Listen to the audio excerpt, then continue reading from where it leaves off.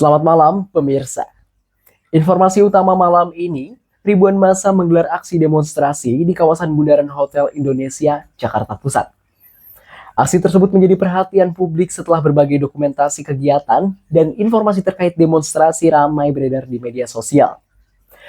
Di tengah berlangsungnya aksi di lapangan, arus informasi di ruang digital justru bergerak jauh lebih cepat. Foto, video, hingga berbagai opini bermunculan dan menyebar hanya dalam hitungan menit. Lalu bagaimana masyarakat dapat memastikan informasi yang diterima benar dan dapat dipercaya? Berikut laporan selengkapnya. Aksi demonstrasi di kawasan Bundaran Hotel Indonesia diikuti oleh berbagai elemen masyarakat yang menyampaikan aspirasi terkait sejumlah isu yang berkembang di tengah publik. Massa berkumpul sejak sore hari dan memadati sejumlah titik di kawasan pusat ibu kota. Aparat keamanan tampak melakukan pengamanan dan pengaturan lalu lintas guna menjaga situasi tetap kondusif selama aksi berlangsung. Di saat yang sama, berbagai dokumentasi demonstrasi mulai beredar luas di media sosial dan menjadi perbincangan publik. Dalam waktu singkat, informasi mengenai jalannya aksi menyebar ke berbagai platform digital dan menjangkau masyarakat dalam skala yang lebih luas. Pemirsa, bukan hanya demonstrasinya yang menjadi perhatian, namun juga derasnya informasi yang muncul dan beredar selama aksi berlangsung. Sebagian informasi berasal dari sumber yang jelas dan dapat dipertanggungjawabkan, namun sebagian lainnya beredar tanpa konteks yang lengkap dan belum tentu sesuai dengan fakta yang sebenarnya.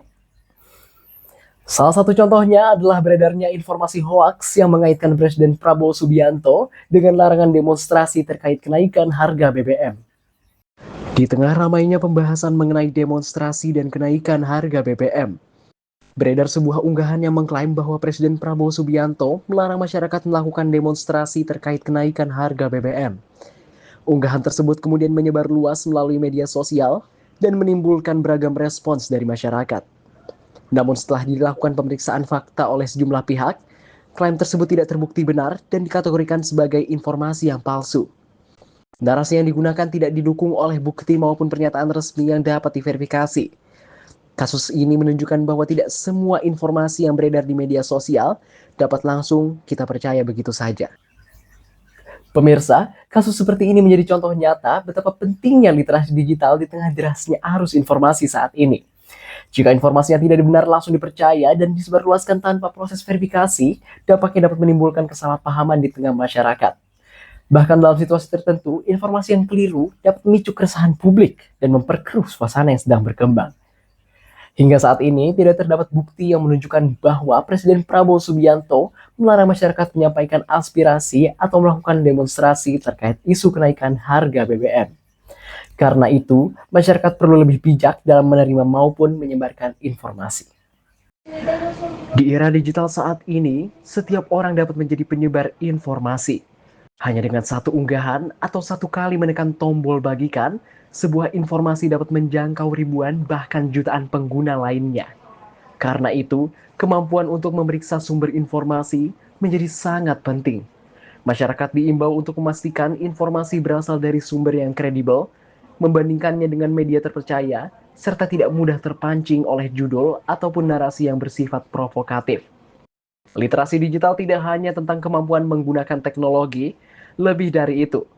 Literasi digital adalah kemampuan berpikir kritis dalam memahami, memverifikasi, dan menilai informasi sebelum mempercayai maupun menyebarkannya. Pemirsa, peristiwa demonstrasi di Bundaran Hotel Indonesia menjadi pengingat bahwa tantangan masyarakat saat ini bukan hanya memahami apa yang terjadi di lapangan, tetapi juga memahami informasi yang beredar di ruang digital. Di tengah derasnya arus informasi, kita dituntut untuk menjadi pengguna media yang lebih cerdas, lebih kritis, dan lebih bertanggung jawab.